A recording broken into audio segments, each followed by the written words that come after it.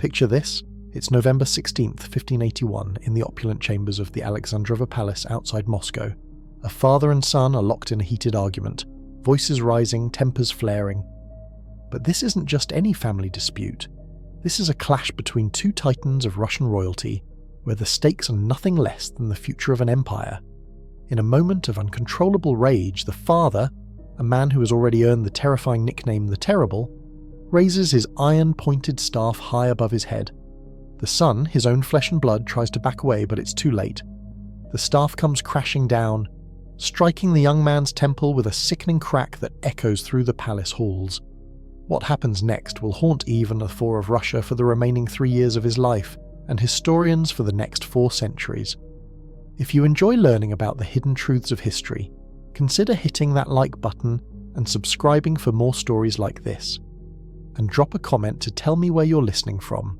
I love knowing that we're exploring these dark secrets of history together, connected across time and space by our shared curiosity. Now, let's return to the story.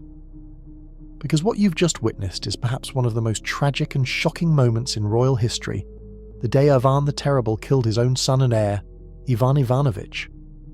But to understand how a father could commit such an unthinkable act, we need to journey back to the beginning, to the making of a monster who would become one of history's most feared and complex rulers. Ivan Vasilyevich enters this world on August 25th, 1530, born into chaos and violence that would shape every fibre of his being. His father, Vasily III, dies when Ivan is just 3 years old, leaving behind a throne that powerful boyar families circle like vultures around a fresh carcass. His mother, Elena Glinskaya, becomes regent, but the Russian court is a deadly game of thrones, where poison flows as freely as wine at a wedding feast. In 1538, when Ivan is only 8 years old, his mother dies suddenly, many whisper of poison. Imagine being 8 years old and suddenly finding yourself the most powerful person in a vast empire, yet completely powerless to protect yourself. The boyars, those aristocratic families who had been kept in check by Ivan's parents, now see their chance. They treat the young Tsar not as their ruler, but as an inconvenience, a puppet to be manipulated. The boy who should be learning to ride horses and read stories is instead witnessing executions, hearing screams echoing through palace corridors, and watching grown men bow before him during the day only to plot against him by night. The noble families of the Schwiskys, Belskys and Glintskovs wage their private wars right under his nose, using his name to legitimize their power grabs while treating him like an unwanted houseguest in his own palace. But here's what makes Ivan different from other child rulers throughout history. He's watching, he's learning, and he's developing a memory that will prove both photographic and absolutely merciless.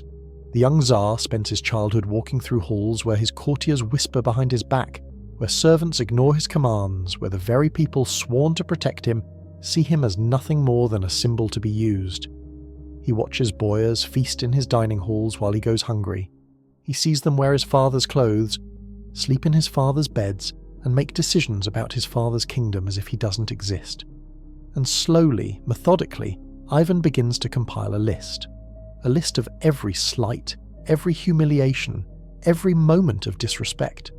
Because even at 8, 9, 10 years old, Ivan Vasilyevich understands something that his tormentors have forgotten. He won't be a child forever. The first sign of what's coming appears when Ivan is 13. Prince Andrei Schwisky, the most powerful boyar, makes a fatal miscalculation. He treats the teenage Tsar with particular contempt during a court ceremony, openly mocking him in front of foreign ambassadors. That night, Ivan gives his first royal command that anyone takes seriously. Prince Andrei Schwisky is arrested, thrown to a pack of hunting dogs, and torn apart while still alive. The boy who had been dismissed and humiliated has just served a notice that playtime is over. But this is only the beginning, because Ivan the Terrible isn't just being born, he's being forged, like a blade in the fires of betrayal and abandonment, and soon he'll be sharp enough to cut through anyone who dares stand in his way. On January 16th, 1547, something unprecedented happens in Russian history. 16-year-old Ivan Vasilyevich doesn't just become a ruler, he crowns himself as the first Tsar of all Russia, claiming a title that places him equal to the Byzantine emperors of old. But this isn't just a teenage power fantasy. This is a calculated declaration of war against everyone who has wronged him. The ceremony itself is magnificent and terrifying. Ivan stands in the Cathedral of the Assumption in Moscow, draped in the flowing robes of state, as Metropolitan Makary places the ancient cap of Monomach upon his head, a crown supposedly gifted by the Byzantine Emperor to Vladimir Monomach centuries earlier. But as the young Tsar speaks his coronation oath, those who know him see something chilling in his eyes. This isn't just ambition, this is vengeance dressed in royal purple, and Ivan doesn't wait long to collect on old debts. Within months of his coronation, the executions begin. But these aren't quick, merciful deaths. Ivan has spent 7 years studying the art of suffering, and he's become a master craftsman. Boyars who had humiliated him are boiled alive in giant cauldrons. Others are impaled on wooden stakes and left to die slowly in Red Square as crowds gather to watch. Some are sewn into bearskins and thrown to packs of hunting dogs, the same fate that befell Prince Shwisky. But here's what makes Ivan's reign particularly fascinating and terrifying. He's not just a psychopath with a crown, he's brilliant, ruthlessly, devastatingly intelligent. Between the executions and the terror, he's also transforming Russia into a modern empire. He creates a standing army, establishes new laws, builds churches, and expands Russian territory at a pace that astounds European observers. In 1547, he marries Anastasia Romanovna, a member of the Romanov family, and for a brief, shining moment, it seems like love might tame the beast. Anastasia is everything Ivan isn't: gentle, kind, diplomatic. She becomes his anchor to humanity, the one person who can calm his rages and appeal to whatever remains of his conscience. For 13 years, Anastasia performs miracles. Under her influence, Ivan's reign becomes what historians call his good period. He establishes the Zemsky Sobor, a form of parliament that gives common people a voice in government. He creates a new law code that protects peasants from the worst abuses of the nobility. He builds St. Basil's Cathedral, that magnificent candy-coloured wonder that still dominates Red Square today. But even during these golden years, dark clouds are gathering. Ivan's paranoia, temporarily soothed by Anastasia's presence, never fully disappears. He sees conspiracies everywhere, in the way a boyar looks at him, in the timing of a messenger's arrival, in the flight patterns of birds outside his window. He begins to surround himself with a network of spies and informants that would make a modern intelligence agency envious. And then, on August 7th, 1560, disaster strikes. Anastasia Romanovna, Ivan's beloved wife, his anchor to sanity, dies suddenly at the age of just 29. The official cause is illness, but Ivan knows better. In his mind, she's been poisoned by the boyars, those same families who tormented him as a child, who never accepted his authority, who have been waiting for their chance to destroy everything he holds dear.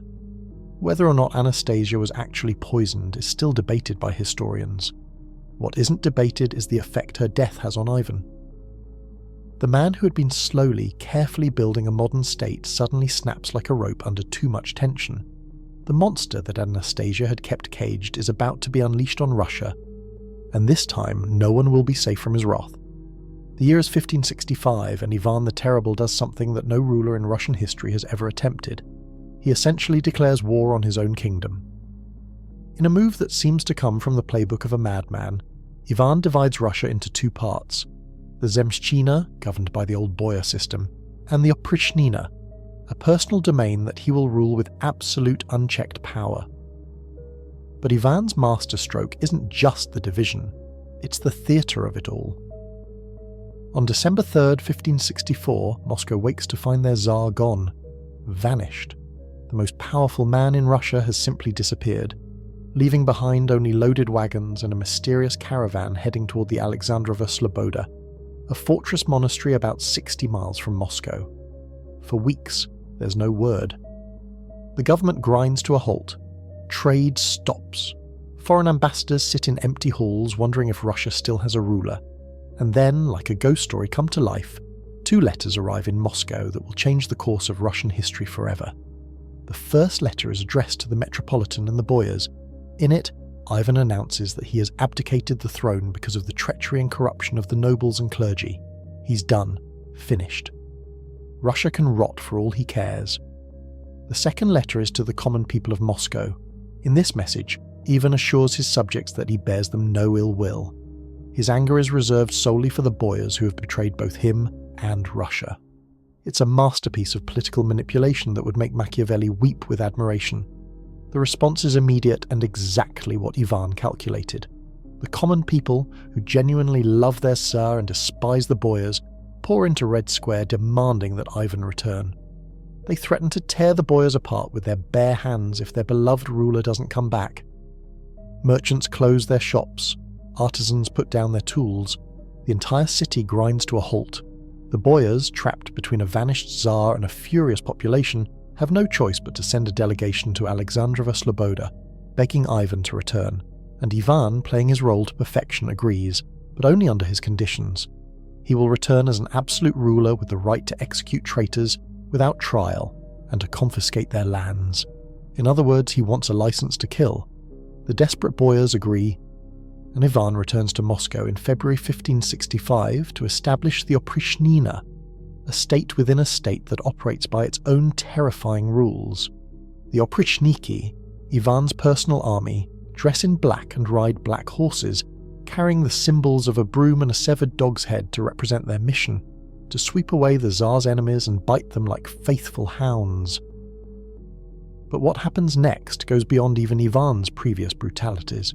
The Oprichnina becomes a machine of systematic terror that consumes everything in its path. Entire boyar families are wiped out. Not just the men, but wives, children, servants, even pets. Ancient noble houses that had served Russian princes for centuries are erased from existence in a matter of weeks. The city of Novgorod, suspected of plotting treason, faces what can only be described as genocide. Ivan's forces surround the city in January 1570 and spend 5 weeks systematically murdering its inhabitants. Men, women, children. It doesn't matter. Bodies fill the Volkhov River until it runs red with blood. Estimates suggest that 60,000 people die in those 5 terrible weeks, and through it all, Ivan maintains the facade of righteousness. He attends church services daily, prays for hours, and presents himself as God's instrument on earth, purifying Russia of corruption and treason. In his mind, every execution, every torture, every atrocity is justified because he's doing God's work. But there's something else happening during these years of terror. Ivan is also building a dynasty. He remarries multiple times, desperately seeking to secure his succession. His first son, Dmitri, dies in infancy under suspicious circumstances. But in 1554, his son with Anastasia, Ivanovich, is growing into a young man who will one day inherit this transformed, traumatized Russia. The question is, what kind of ruler will Ivan Ivanovich become? Will he be a reflection of his father's worst impulses, or can he somehow find a way to heal the wounds that Ivan the Terrible has inflicted on his kingdom? That answer will come in 1581, in a moment of violence so shocking that it will define both men's legacies forever. Ivan Ivanovich is born into a world where his father is simultaneously the most powerful and most hated man in Russia. From his earliest days, the young prince lives in the shadow of terror, watching as his father transforms from loving parent to merciless tyrant and back again, sometimes within the span of a single conversation. But here's what makes their relationship fascinating. Ivan Ivanovich isn't simply a victim of his father's madness. He's being groomed as the heir to the most complex and brutal empire in Europe, and he shows every sign of being capable of handling that responsibility. Unlike his father, who came to power as a traumatized child, Ivan Ivanovich grows up with the benefit of his father's hard-won wisdom about statecraft, war, and the deadly game of Russian politics. By 1580, at the age of 26, the crown prince has developed into everything a medieval ruler should be: tall, strong, intelligent, and charismatic. Foreign ambassadors describe him as having his father's sharp intellect without his paranoia and cruelty. He's educated in languages, military strategy, and diplomacy. He's proven himself in battle during the brutal Livonian War, which has been dragging on for over 2 decades as Russia fights Sweden, Poland, and Lithuania for control of the Baltic coast. But most importantly, Ivan Ivanovich has learned to navigate his father's increasingly unstable moods. When Ivan the Terrible flies into one of his rages, smashing furniture, screaming at courtiers, threatening mass executions, the Crown Prince serves as a voice of reason, gently talking his father down from the ledge of madness. This dynamic works for years. Father and son develop a complex but functional relationship where Ivan Ivanovich serves as both heir and informal prime minister, handling many of the day-to-day responsibilities of government, while his father focuses on his religious obsessions and paranoid fantasies. The Crown Prince even manages to have something his father never experienced, a normal family life. He marries Eudoxia Saburova in 1571, though that marriage is quickly annulled under mysterious circumstances. His second marriage, to Feodosia Solovaya, also ends in annulment. But his third marriage, to Elena Sheremeteva in 1581, seems to be a genuine love match that produces hope for the future of the dynasty. But there are growing tensions beneath this surface harmony. Ivan Ivanovich is increasingly frustrated by his father's erratic policies and brutal methods. The Livonian War, which was supposed to give Russia access to European trade routes, has instead become a catastrophic drain on resources that's bankrupting the country. The Oprichnina, rather than strengthening the state, has weakened it by destroying experienced administrators and terrorizing the population. More troubling still, Ivan the Terrible is showing signs of mental deterioration that go beyond his usual paranoia. He's becoming increasingly religious, spending hours prostrating himself before icons and confessing to sins both real and imagined. He's also becoming more physically violent, flying into rages that leave courtiers bloody and traumatized. The Crown Prince finds himself in an impossible position. He loves his father and respects his achievements, but he can see that Ivan the Terrible's continued rule is destroying everything they've both worked to build. Russia needs stable, rational leadership, not the violent mood swings of an aging tyrant whose grip on reality is steadily loosening. As 1581 progresses, the tension between father and son becomes harder to hide. Court observers note that their conversations are growing more heated, their disagreements more public.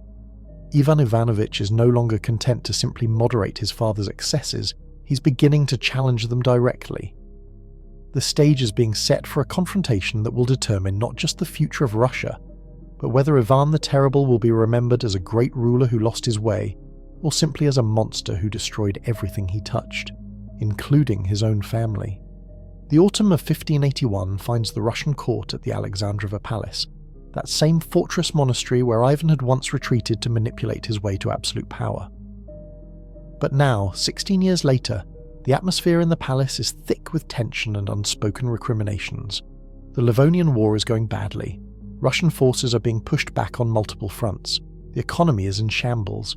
And for the first time in his reign, Ivan the Terrible is facing criticism not from boyars or foreign enemies, but from the one person whose opinion truly matters to him, his son and heir.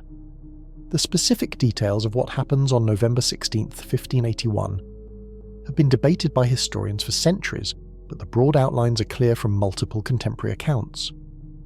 Father and son are in Ivan Ivanovich's private chambers when a heated argument breaks out. The exact cause depends on which source you believe, but the most credible accounts suggest it centers on the Crown Prince's pregnant wife, Elena Sheremeteva. Picture the scene. Ivan the Terrible, now 51 years old but looking much older, his beard streaked with grey, his once powerful frame beginning to show the effects of decades of stress and paranoia. His famous temper, never far from the surface, is already simmering as he confronts his son about some perceived slight or policy disagreement. Ivan Ivanovich, at 26, has inherited his father's height and commanding presence, but none of his cruelty. He stands his ground as his father's voice rises, refusing to be intimidated the way courtiers and boyars have learned to be. This isn't a child cowering before a tyrant. This is one grown man confronting another, and that dynamic fundamentally changes the nature of their conflict. According to some accounts, the argument begins when Ivan the Terrible encounters Elena Sheremeteva wearing what he considers inappropriate clothing for a pregnant woman. The aging Tsar, whose religious obsessions have grown more intense with age, is enraged by what he sees as immodesty. He verbally attacks his daughter-in-law and possibly even strikes her. Ivan Ivanovich, protective of his pregnant wife, immediately comes to her defense. But this isn't just about clothing or court protocol. This is about respect, authority, and the future direction of Russia. The Crown Prince has been holding his tongue for months about his father's increasingly erratic behaviour, and now his frustration explodes. "How long will Russia suffer under your rule?" witnesses report the Crown Prince shouting. "How many more must die for your paranoid fantasies? How many more cities must be destroyed? When will you finally listen to reason?" For Ivan the Terrible, this isn't just criticism, it's treason. In his twisted worldview, any questioning of his authority is tantamount to rebellion. And coming from his son, his chosen successor, it's the ultimate betrayal. The man who has spent his entire adult life expecting absolute obedience from everyone around him is suddenly facing defiance from the one person he loves most in the world. The argument escalates rapidly. 30 years of repressed resentment, fear, and frustration pour out of both men. Ivan Ivanovich accuses his father of destroying Russia through his paranoia and cruelty. Ivan the Terrible responds by questioning his son's loyalty, his fitness to rule, and his right to judge his father's actions. And then, in a moment that will haunt him for the rest of his life, Ivan the Terrible loses control completely. He's holding his iron-pointed staff, the symbol of his authority that he carries everywhere. In his rage, he raises it high above his head and brings it crashing down toward his son. Ivan Ivanovich tries to dodge, but he's too slow.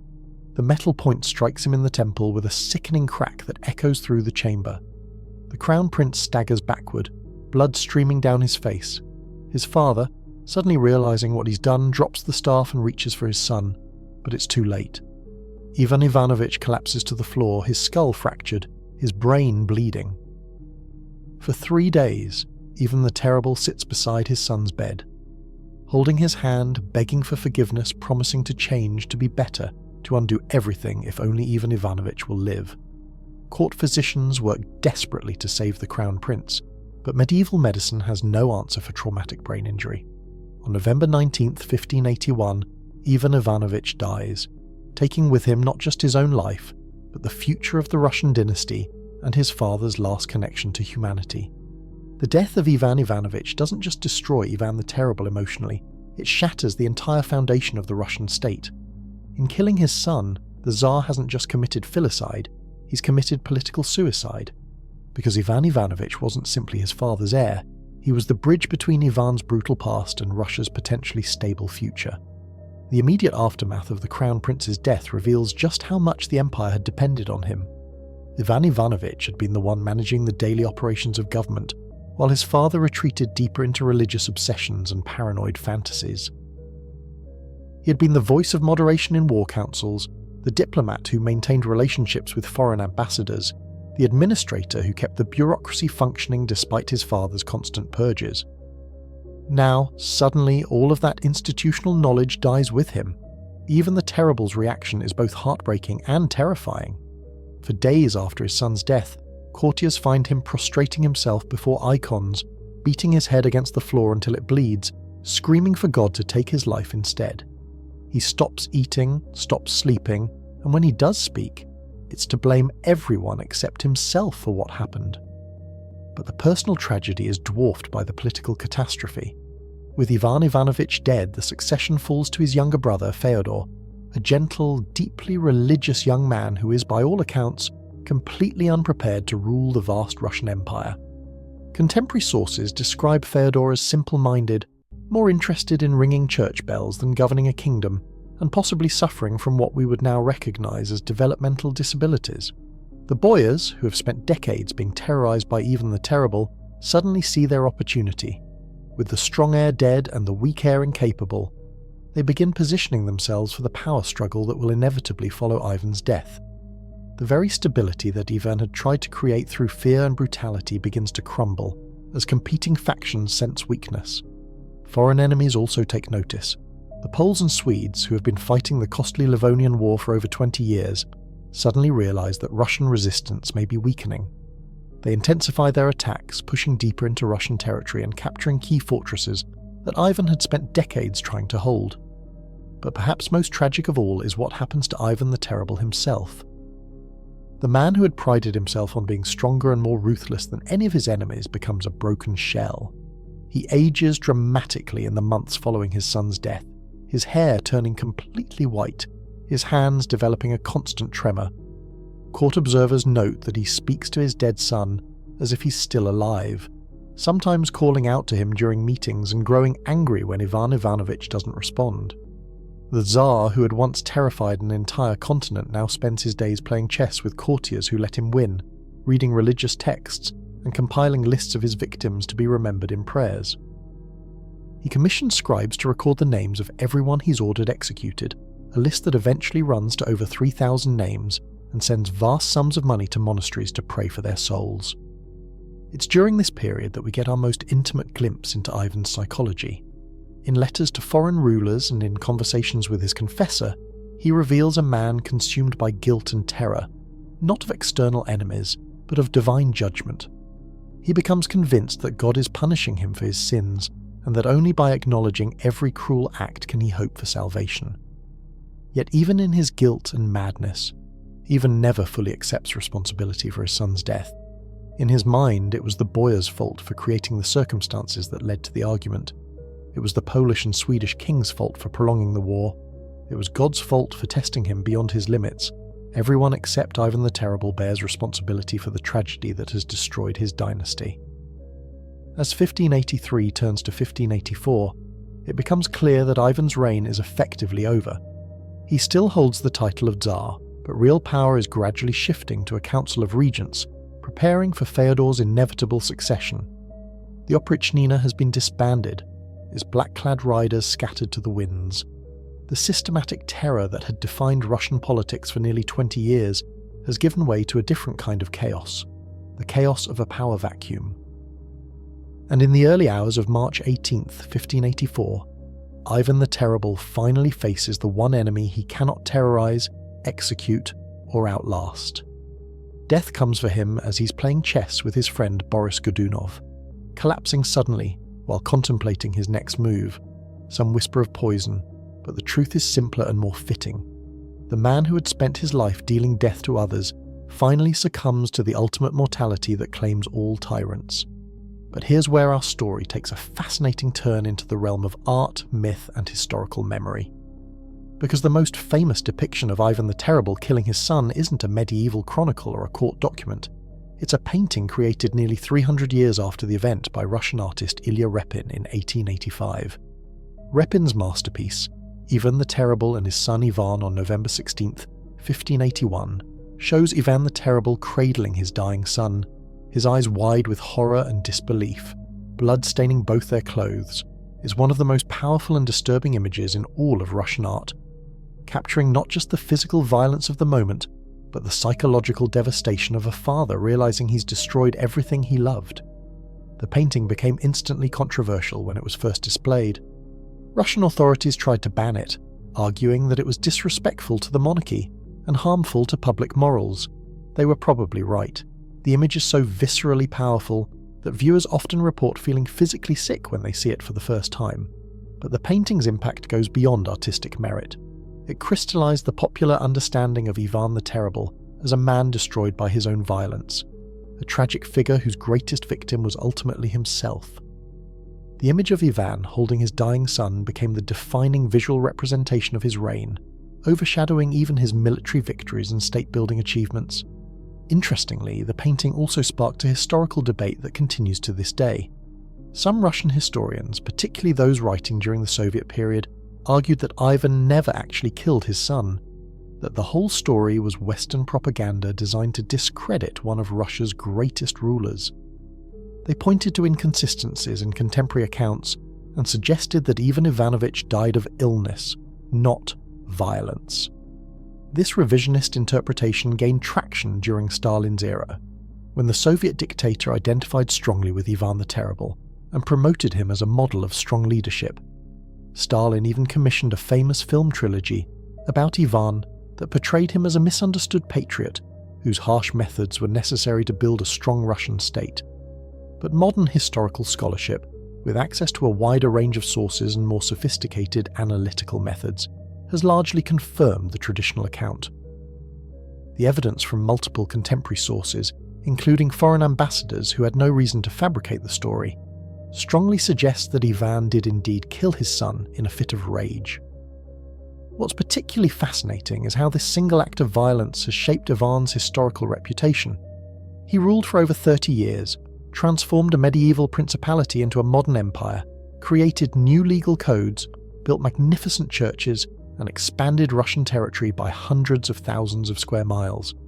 Yet all of those achievements are overshadowed by that one moment of uncontrolled fury in November 1581. Perhaps that's fitting?